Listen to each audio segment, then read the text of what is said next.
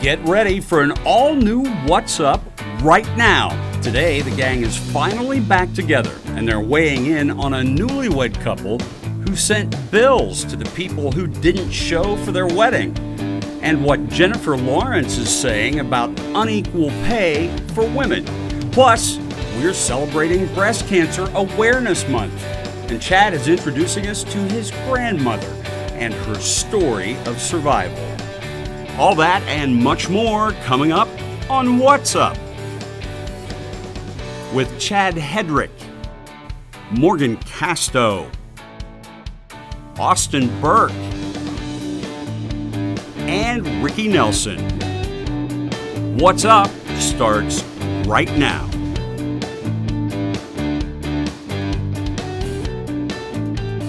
Hey everybody, welcome to What's Up. Long time no see. I'm not speaking to you three. Why? Good. Sorry. Is something wrong? Yeah, What happened? Do you have a bad day? Did you watch the show last week? I heard it was cool. I did watch the show last week.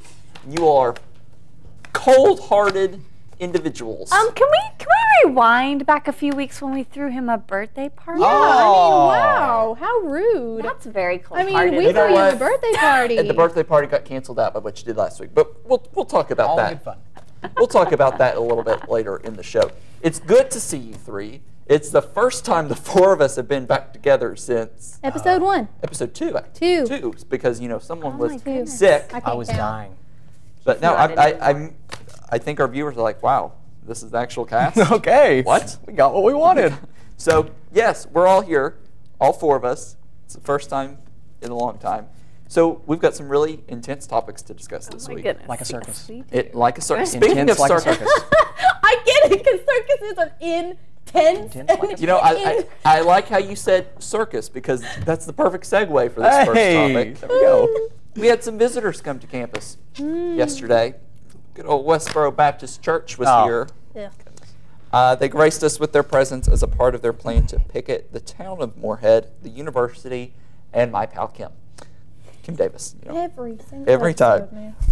Thankfully, nothing major came of it. It was just a very awkward morning and A bit humorous. a bit humorous. A lot humorous. So what was your reaction, guys, when our friends were here, our I don't know. guests? It wasn't a lot of them, right? There Like, was it a was- handful of Yeah, them. Yeah, it was a just a very handful of small them. And then amount. they get moved to like outside of Laughlin. Well, I think that's where they were I originally think that was planned. yeah. That way there They- would be they more of a police strategically presence. placed. I mean, I just saw pictures and stuff. I didn't leave my room till 12:45, and I was on Yik Yak, and people were yakking about being. People still use Yik Yak? Yeah, man. That's a That's thing? how I know when it's safe All to right, go to before- ADUC if there's Before you know it, people are going to be high back on schoolers MySpace. here.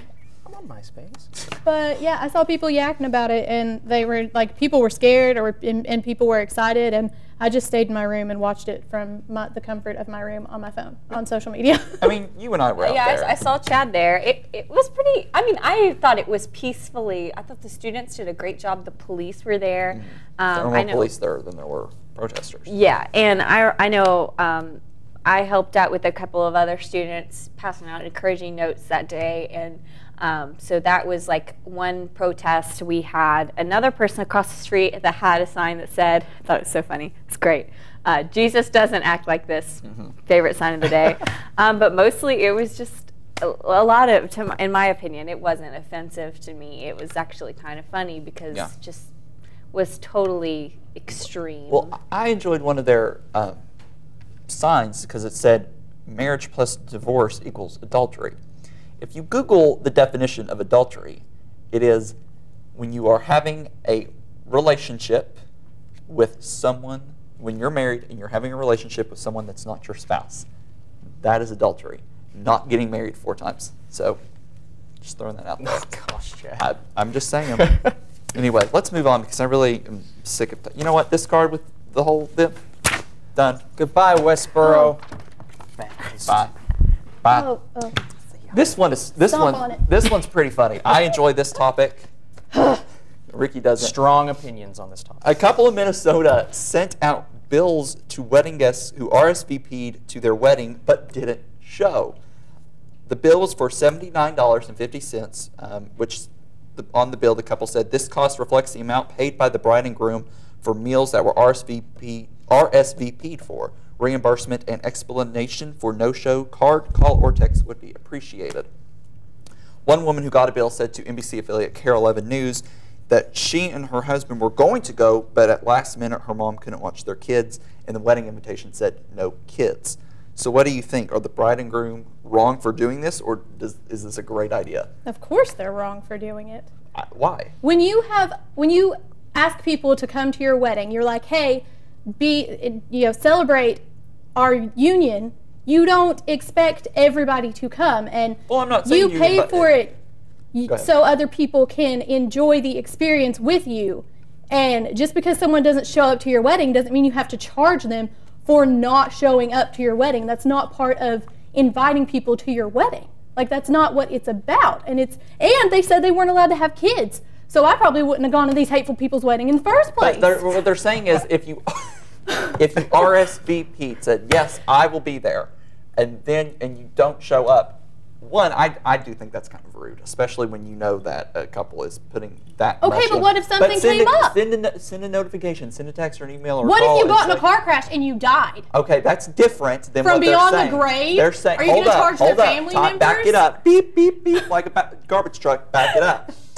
What I'm saying is, if it's a circumstance, obviously, where you are in a crash and or dead, okay, I don't think they're going to send you a bill. But when you are sending a response saying, yes, we'll be there, and then you don't, I mean, how hard is it to send? I mean, how do we know that they didn't tell them? How do we know that they didn't tell them? Because they said they didn't, they just didn't show. They said they didn't show up. They didn't say that. I mean, I read the article with the quote with the person that said they didn't send anything. I mean, I understand. If I'm spending that much money and someone just doesn't show up and doesn't give an explanation, but that's not I'm why be a you little have salty. a wedding. You have a wedding so people can enjoy it with you, not so you can be like, every single one of y'all better come to my wedding. But don't you think it's rude if you don't? If you say yes, I'm going to be there, but then you don't. Well, but if something happens and you can't show up, then why can't you just send a text? That's not what this is about. You would charge people for not showing up to your wedding. You are. I'm against marriage. You're against marriage. I'm not going to send a. So you don't get to have an opinion. Morgan. Well, I think that, if you think about weddings, people are going to be spending at least that much on a gift. And I'm sure that this couple, if they are RSVPing to this wedding, they probably already bought them a gift. Exactly. And that $80 has probably been given back to them. And you want them to reimburse you for one empty seat? Because that's expensive. $80 a person for a wedding. If you are going to have a wedding, you know it's going to be expensive. Then that's the bride and groom's fault. They should have just gotten popcorn shrimp or something. Or something. Like, they need to calm down. I will not be having popcorn shrimp at my children? wedding. I'm sorry. I go to weddings and there are little kids that are screaming during the ceremony and running around, and that just bothers me. What is it, Austin? Hi. Hi. Who are you? I'm Austin. How are you? Our family has been in a similar situation to this before. We RSVP'd to a wedding in Florida a couple of years ago, and 2 days before we were supposed to leave, and we told them, unless something happens, we'll be there for sure.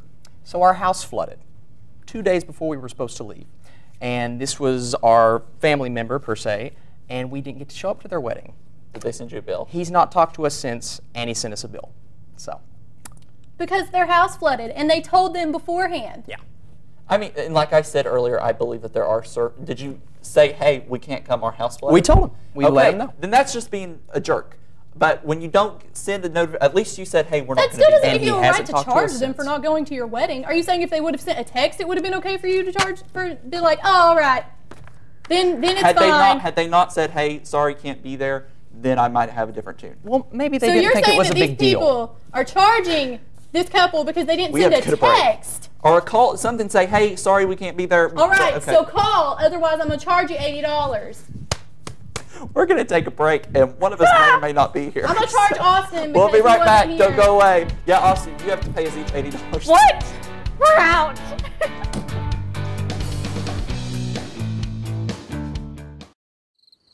It never gets old, huh? Nope. It kind of makes you wanna... Break into song? Yup. I love the sunset. I love Eagle Lake. I love the forest. I love when eagles play.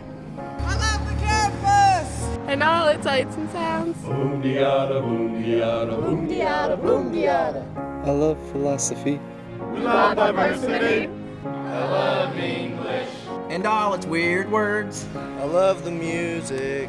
And all its melodies. Boom diada, boom diada. Boom diada, boom diada. I love fraternities. I love sororities. I love to draw things. And all the athletes. I love Moorhead.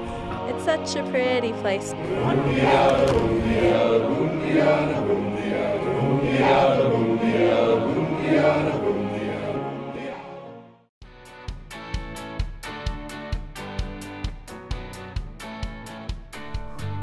Hey everybody, welcome back to What's Up. We've calmed down, we've simmered, we've everything good. Well, see, me and Morgan, we were fine. Yeah, we've been Morgan fine and the I. whole time. Sorry. We were fine.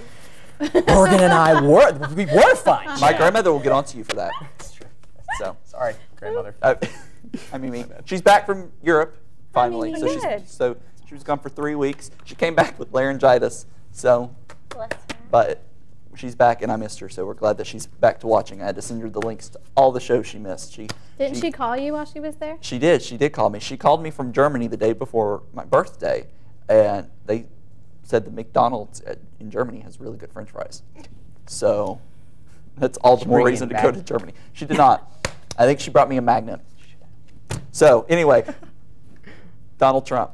Oh, okay. Great segue. He's speaking out and saying that he feels George W. Bush did not keep the country safe because he was president during 9/11.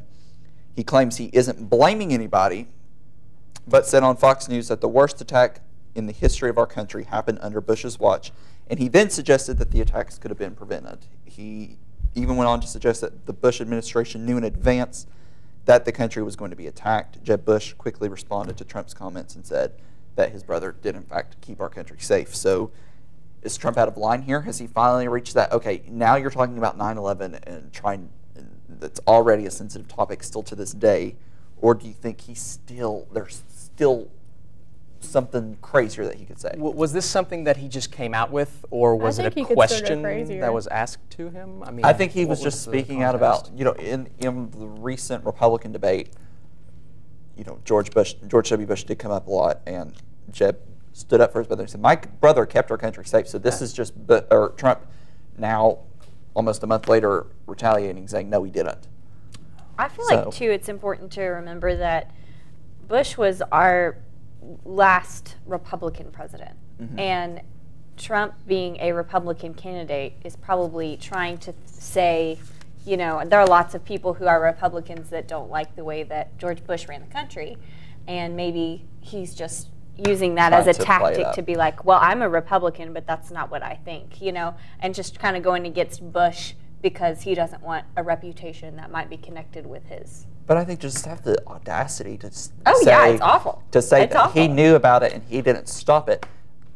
Who would do that to their country? I mean, exactly. That's ridiculous. This is the man that stood. He was reading, to a class of second graders when he found out about the attacks, and he was criticized because he didn't spring up.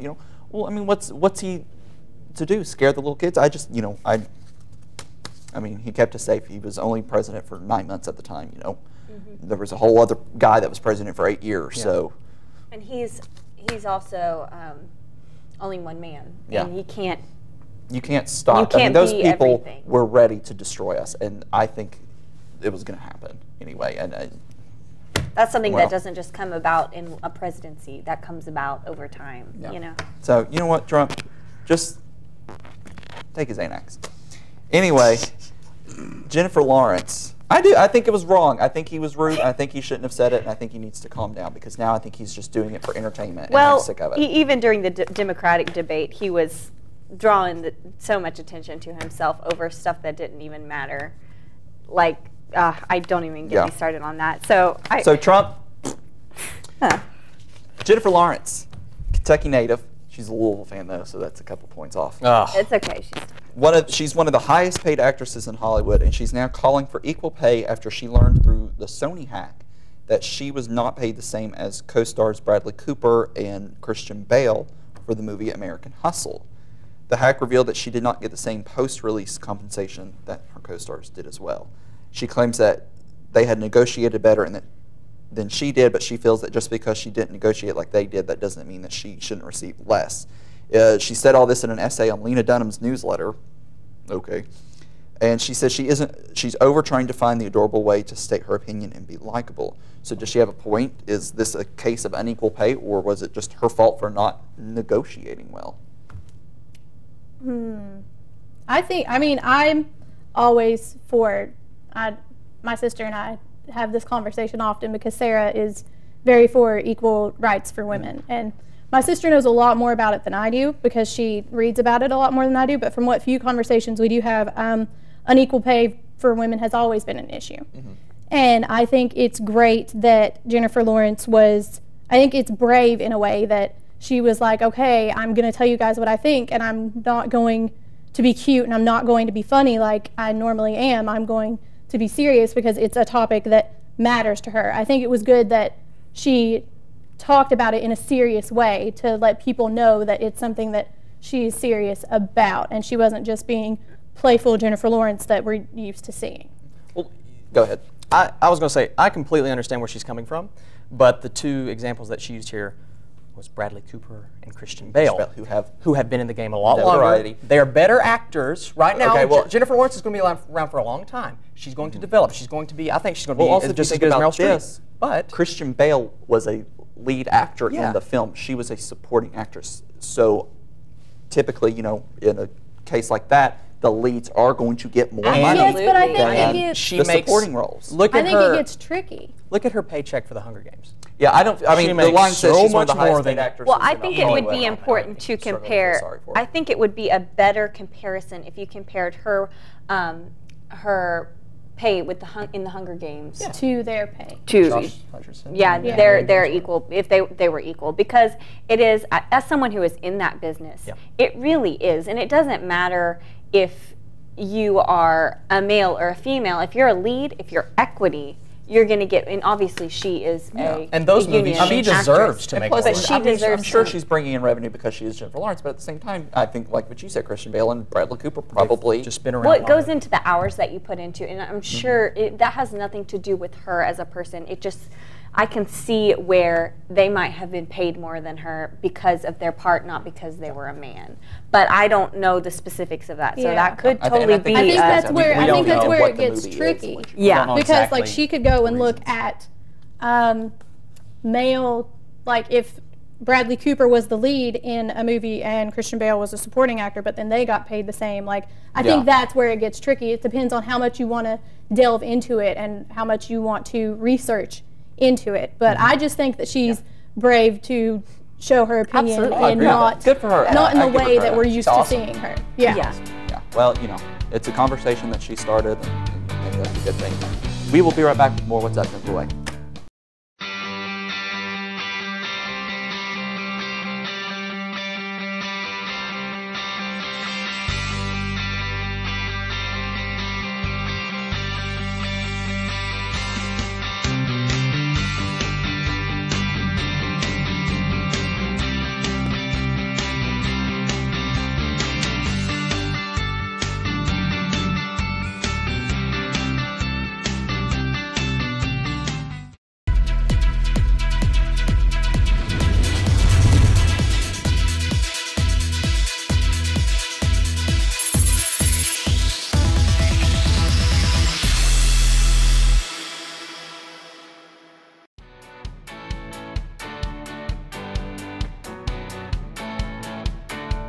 All right, welcome back to What's Up. So October is Breast Cancer Awareness Month. We are all wearing pink somewhere on our bodies. I'm wearing a scarf that's pink. Austin and I are sporting this. I'm actually wearing a Susan G. Komen tie. Nice. I am actually wearing a shirt, contrary to... Did Susan make it? No, it's just the Foundation for a Cure. Look, it's even got it's got pink ribbons on it. Aww. So, you know, for breast cancer, I think we all know someone that's been affected by breast cancer in one way, shape, or form.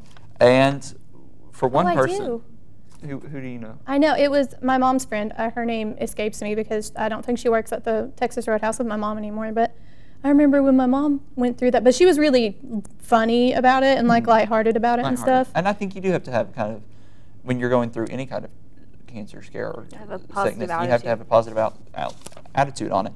One person that I thought of when I thought, oh, let's do something about it is my grandmother, Jerry Rupert. She suffered from stage 2 breast cancer back in 2010, 2011 era, and I got the chance to sit down with her and kind of talk about her treatment and her journey through it all, and I wanted to share it with you guys, so take a look. The first thing is that you think you're going to die, you know, I mean that's, as you know, the first thing I did is I went to the library at the hospital and I got a big huge stack of books and started researching, and it's a really scary diagnosis because especially at my age, you've had a lot of friends that have died of breast cancer, and you don't know what to expect as far as chemo, and so it's just pretty scary. My gynecologist found my lump, but he said not to worry, that it was just a cyst, but that was a nagging thought that I had all the time, and I went back to where I normally have my mammograms, and the girl said that I wasn't due for another mammogram. So by chance I ran into her in the hall and I told her that I had a lump. And with that, she took me back and she did the mammogram. And interestingly enough, nothing showed up in the mammogram. We found the lump in November of 2010. I had surgery in January of 2011.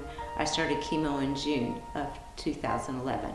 So it's been 4 years. People sent presents and cards and called, and it was, you know, it is such an important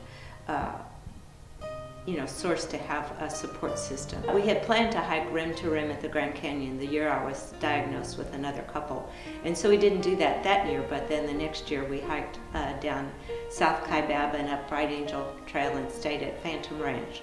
The next year we went with 2 other couples, and we hiked from the North Rim to the South Rim and stayed down there 2 nights. So that was it's like 14 miles down and 10 miles up.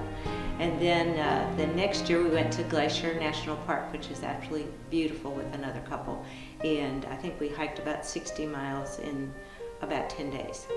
So, you have a new outlook on life when you feel like you've come close to maybe not surviving.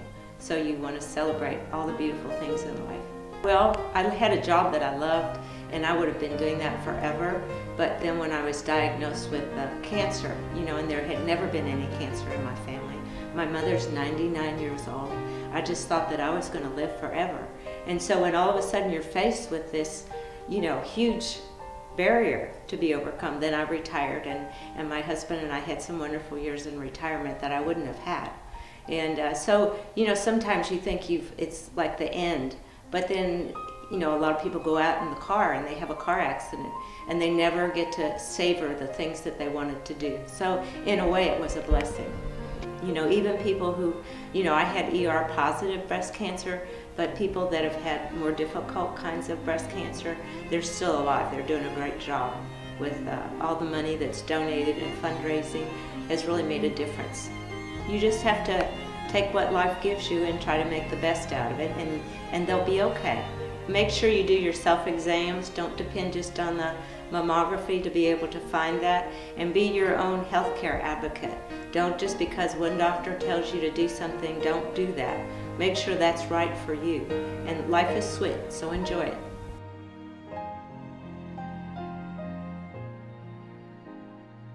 So there you go. I when I talked to her about it and asked her if I could feature her, she was like, "What? Camera? Interview? What? No."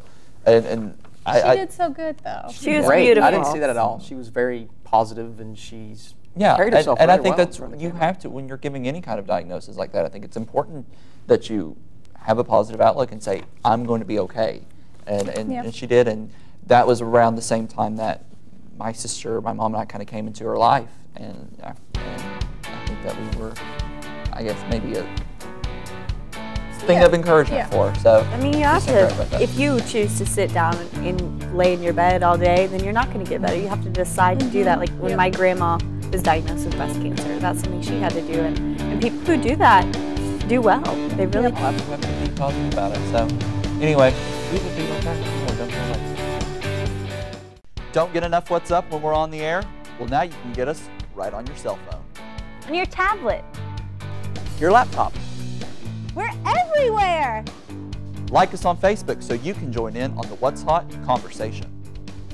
Follow us on Twitter so you can see what's up everywhere.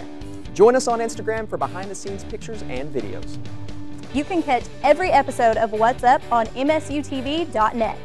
What's Up? We're everywhere.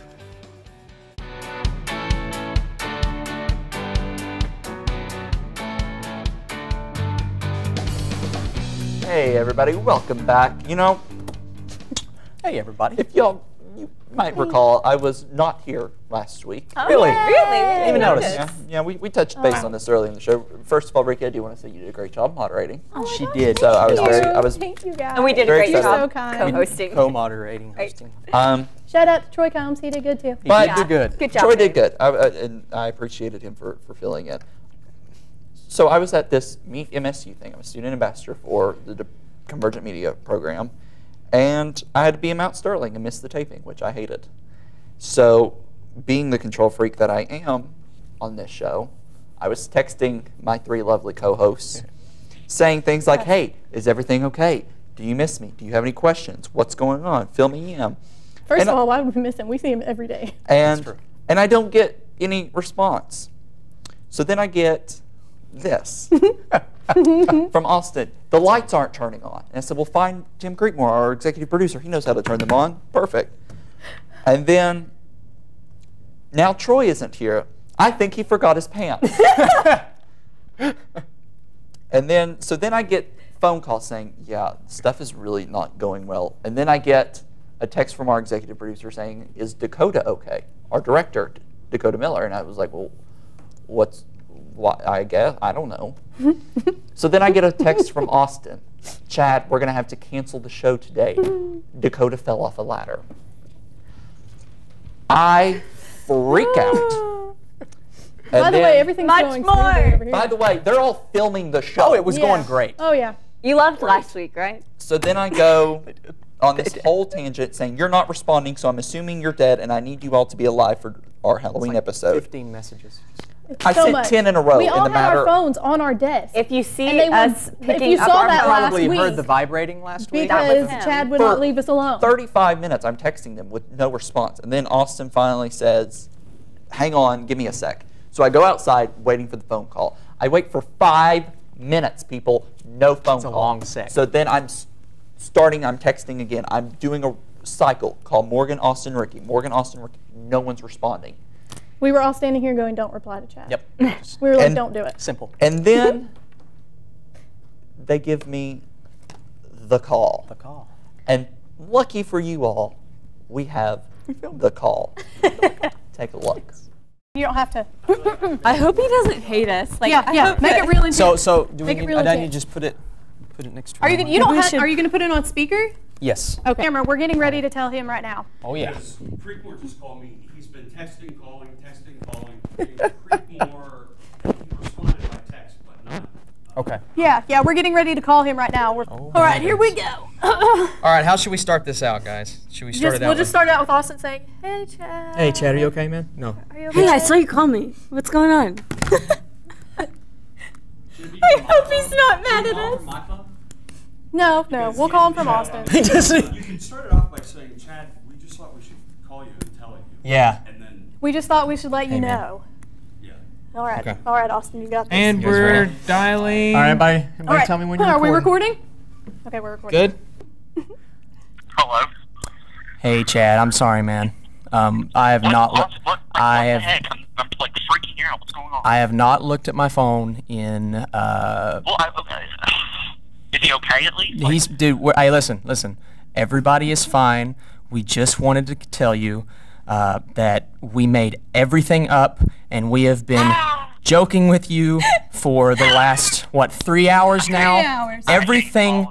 Everything that we told you was a complete lie, and we just wanted to mess with you, buddy. Completely fabricated. We love you. Our friendship is over. You are all done. Are we on camera? Yes, we are. Absolutely. We are? Okay. Guess what, America? Next week's show, we'll have a completely new cast. It's okay. We already predicted that. Ricky called it. I called it.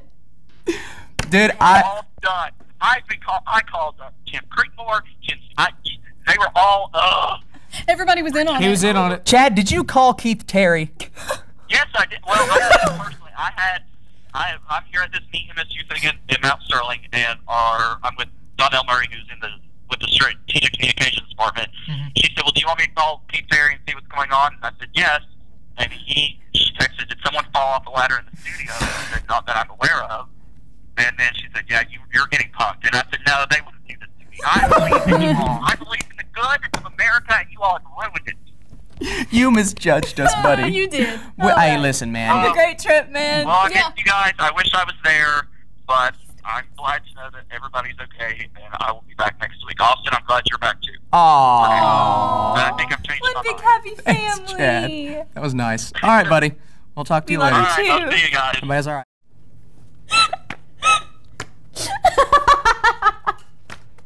I'm glad you all think it's funny. It's funny. I was terrified. I was freaking out.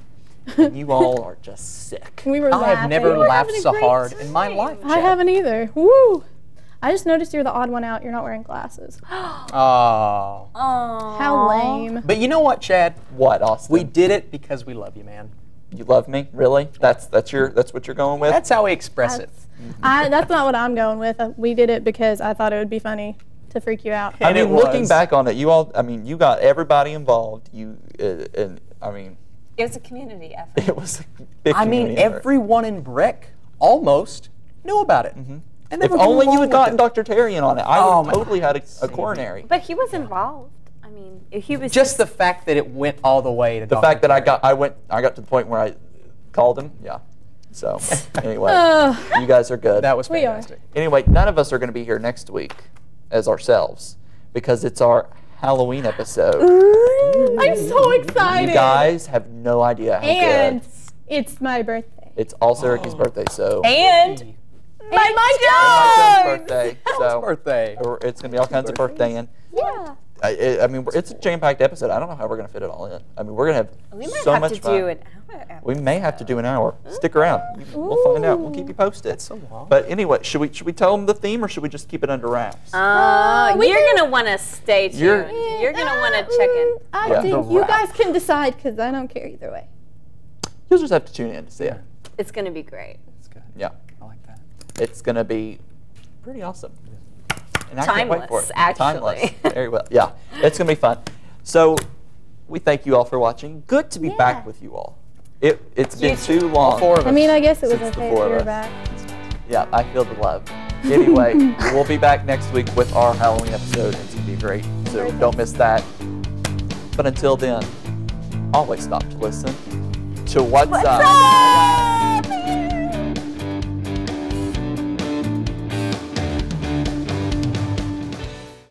For more on What's Up, visit msutv.net.